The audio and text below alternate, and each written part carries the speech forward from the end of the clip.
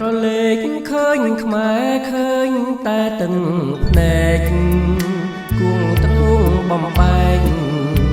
បេះដូងរហែកយំយែកជ្រែកក្តី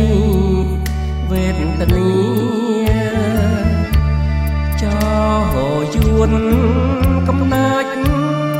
ចិត្តដាច់សហរិសយារៀបចំផែនការលេបទឹក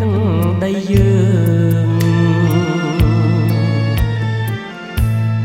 ចោយួនវេនឹងក្រុមអាយ៉ងរួមគ្នាប៉ុនពងបំណងសម្លាប់ចិញ្ជួងឈាមខ្មែរដូចឆ្លើងមានតែអំណាចពលរដ្ឋដែលគួរតំកាងទម្លាក់ពួកឆ្លើងពីអំណាចត្រួយយើងមានសញ្ញាទីក្រុងប៉ារីស$23ឆ្នាំ91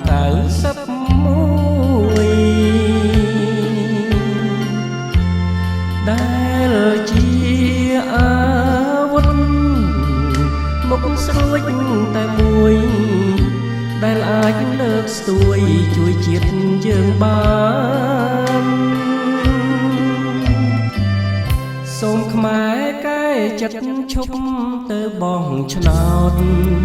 ឈប់ចាញ់បញ្ឆោតប្រយោជន៍ឲ្យយួនហូរចូលពីពេញទីឋានយើងធ្វើបាតកម្មប្រឆាំងតែយួនសាមាន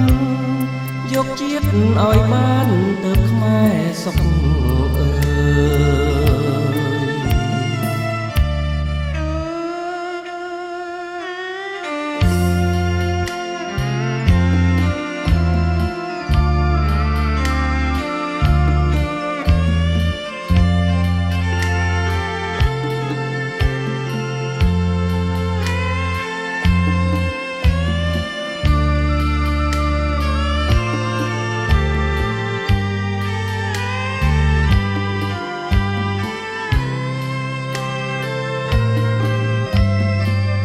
សូមខ្មែរកែចិត្តឈប់ទៅបងឆ្នោតឈប់ចាញ់បញ្ឆោតប្រយោជន៍ឲ្យយួនហូរចូលពីពេញទីឋានយើងធ្វើបាតកម្មប្រឆាំងតែយួនសាមានយកជាតិឲ្យបានទៅខ្មែរសុខអើ